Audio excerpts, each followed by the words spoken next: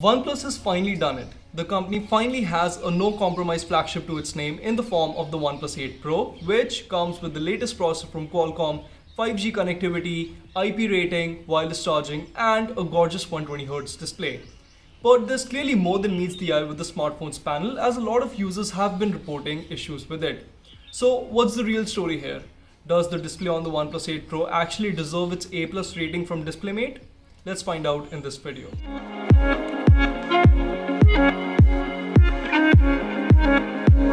But guys, before we get on with the video, make sure to hit the bell icon and subscribe to our YouTube channel if you haven't already, so that you don't miss out on any awesome tech content that we put out. Now that you have done that, let's get on with the video. So let's back things up a bit and let's talk about the specifications of the OnePlus 8 Pro's display. Now, I'm sure that a lot of you are aware, but at the time of the launch of the OnePlus 7T, the company stated that all the smartphones going forward will come with a Fluid AMOLED technology from the brand, which means that they will all support a high refresh rate display. Now, up until the OnePlus 7T Pro, the company was only experimenting with 90Hz displays, but now the company kind of leveled up with the 8 Pro and has announced a 120Hz screen. So the display on the 8 Pro is also Quad HD Plus or a 2K screen, and it comes with a ton of interesting features actually, including support for HDR video playback, a dedicated reading mode, and MEMC, which is short for motion estimation motion compensation. For those who don't know, MEMC is a frame insertion technique which is used to increase the frame rate of a video which has been shot at say 24 FPS to 60 FPS, thereby making it appear smoother. Pretty fancy stuff. So where did the problems begin? Well, a couple weeks ago, a lot of users started reporting a green tint issue with their OnePlus 8 Pro smartphones, wherein the display would exhibit a dark shade of green at lower brightness levels. One user even compared the panel on his OnePlus 8 Pro to that of a Note 10 Plus, and you can clearly see that the display on the 8 Pro looks pretty janky. It's important to note that per the user, this was happening at both 60Hz and 120Hz. So to fix it, the user then turned on DC dimming on their OnePlus 8 Pro. Okay, I'm sure a lot of you got confused with what DC dimming is, so a quick explainer.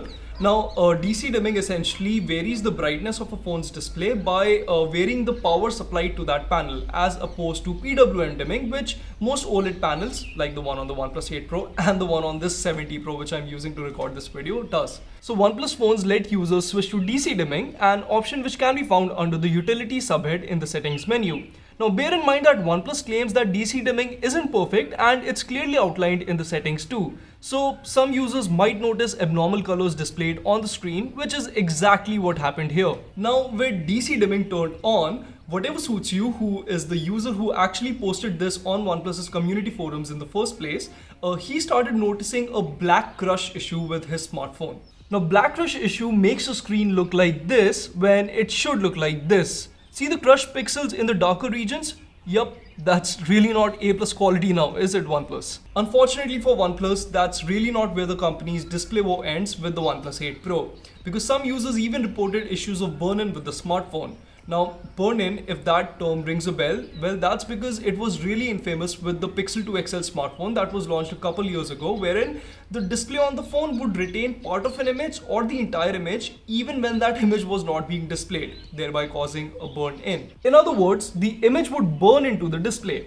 Now on OnePlus's Reddit forum, a user posted a similar thing happening to his OnePlus 8 Pro unit within just 24 hours of usage. And if you go back to the company's community forums, then there are reports of image retention too, which isn't as severe as a burn-in and it goes away with time. So where does that leave us? Well, OnePlus is not the only manufacturer who has faced these issues. Now, I've already mentioned Pixel 2 XL's screen burn-in problem, and honestly, display issues are pretty common in the industry. Now, in some cases, it's not as severe as we saw on the Poco F1 and its LCD backlight bleed issue, but on some cases, it's pretty disastrous and the manufacturer basically has to recall all the units back, like we saw on the Samsung Galaxy Fold. Now, the situation with the OnePlus 8 Pro lies somewhere in between these two scenarios, and that's partly the company's own doing. Now, for one, the OnePlus 8 Pro is a very expensive smartphone, and therefore, I don't really fault anyone for expecting a perfect end-user experience. Secondly, the company did make a lot of noise about its DisplayMate rating, so these issues just put that rating under a microscope too. Now the good thing about OnePlus is that the company is very quick to address these issues, and as we speak, version 10.5.5 of Oxygen OS is already out, which basically brings out these display optimization issues. Now the changelog doesn't specifically mention that it is going to fix the green tint or the black crush issue, but it does mention that there are some display optimization issues going on with the current rollout. And the good thing is that some users who have received this update are saying that the green tint issues on their phone have been resolved. So that's great. On the whole though, this is a recurring theme with OnePlus's smartphone launches where some issue or the other just crops up, be it regarding the cameras or the display, as soon as a OnePlus phone is available widely after its launch. Now, as OnePlus is stepping up the ladder and as the company is steadily increasing its prices, the brand is just going to be under more and more scrutiny from us, the reviewers, and you guys, the audience. Hopefully, OnePlus and other OEMs learn from their mistakes and ensure better quality check down the line. But guys, that wraps up this video from my end. Do let me know in the comments below if you enjoyed this, and if you did, do give us a big thumbs up. As always, this is Prateek from Mr. Phone signing off.